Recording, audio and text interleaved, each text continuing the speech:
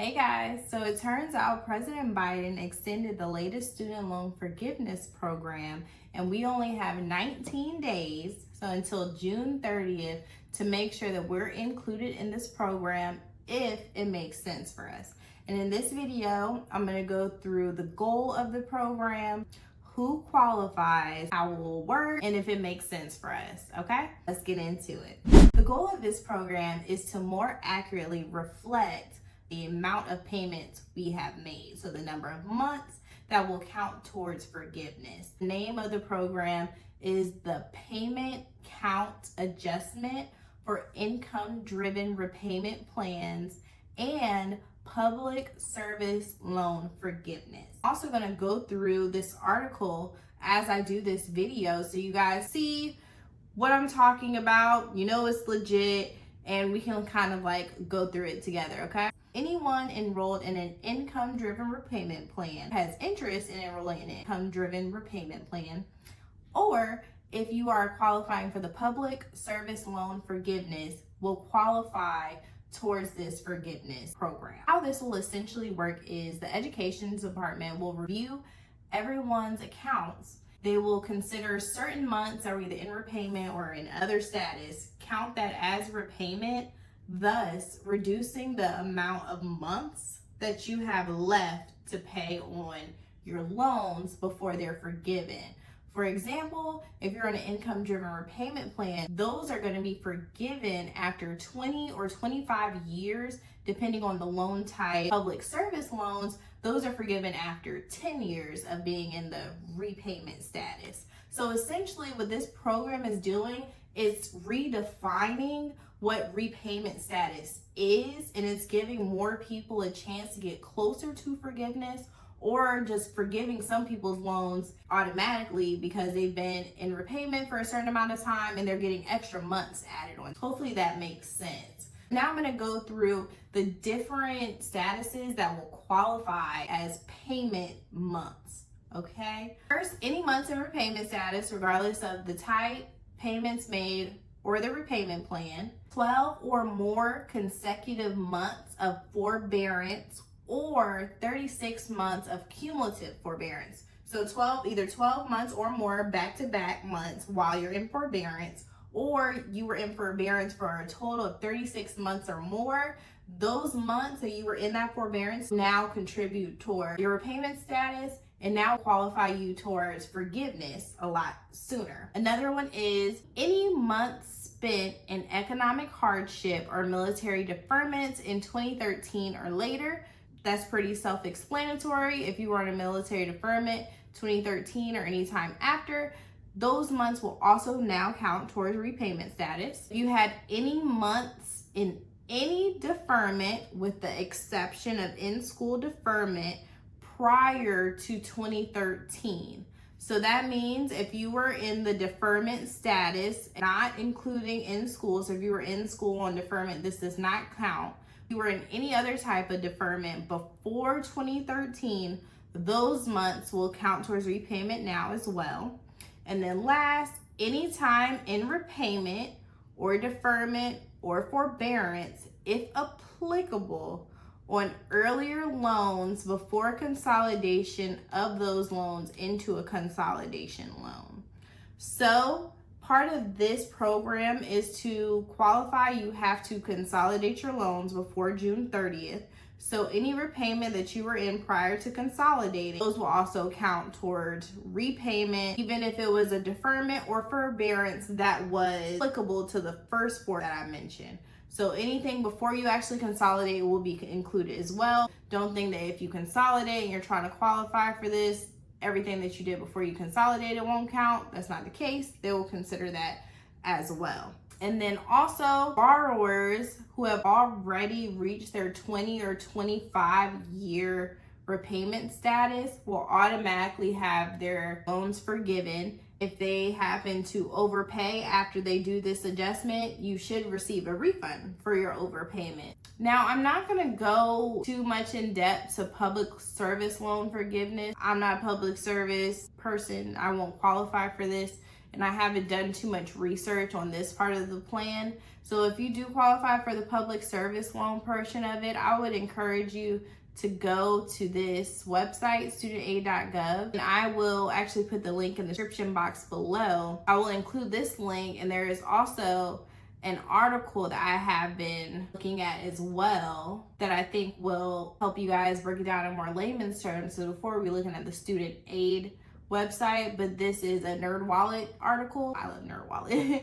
So if you guys like NerdWallet, they break this down straightforward for public loan service applicants. Something else I did want to mention, if you are currently in default on your student loans, you are fortunately probably already in the Fresh Start program that Biden created last year when we went into repayment of our student loans in October. He gave us all a year to actually start paying our loans. And in that year, if you didn't pay your loans, you were still in the repayment status, and they didn't report it to the credit bureaus. They kept reporting as you were in the repayment status. So you're not technically in default, but you kind of are. The point is, if you are in default, you can still qualify for this program.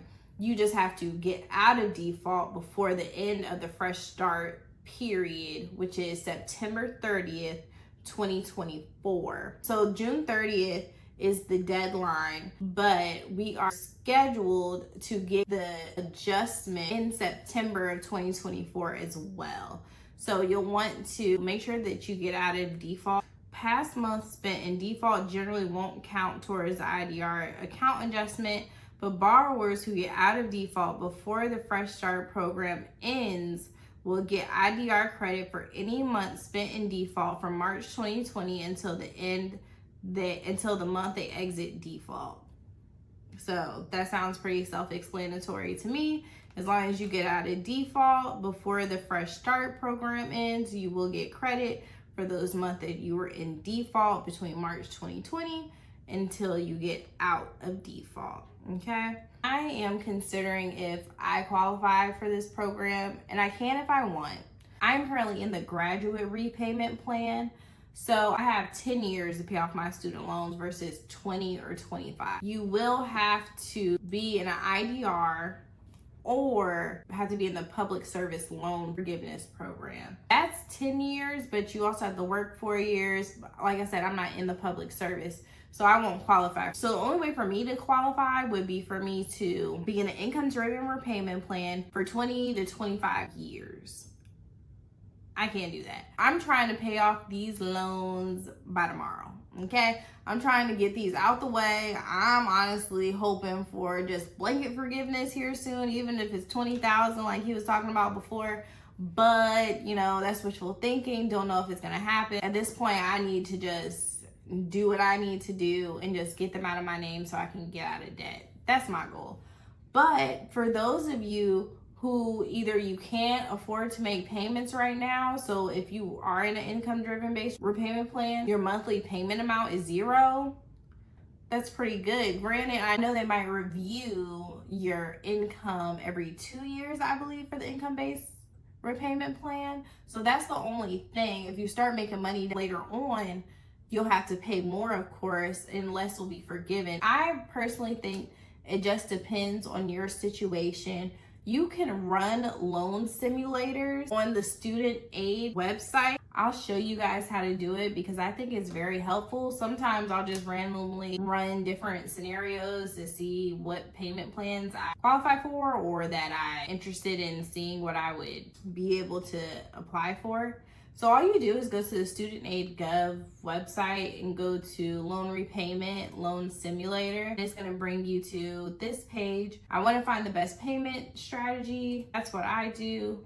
You can either log in, start from scratch. It's up to you. You can see what income-based repayment plans you qualify for. Since you do have to consolidate, there are some pros and cons of consolidating. To consolidate your federal loan, they are going to take the average of all your interest rates on that lump sum. So if you have similar interest rates, it won't really matter. Me, I believe I have 18 different loans. They range from like 3.5 to like 6.5, right? So an average of that is like what, 5%? I don't want to pay 5% on all my balances.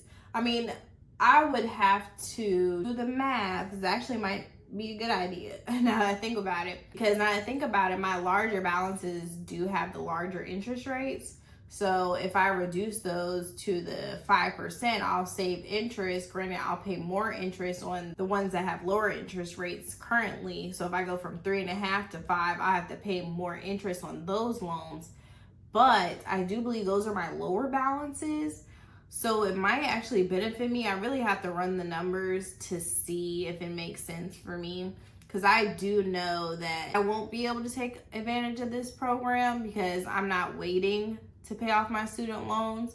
But if you are waiting, I know some of my friends, like, I'm not paying it, you know, like they know it's going to get forgiven somehow. So if you're going to do that in the meantime, you might as well try and take advantage of this program.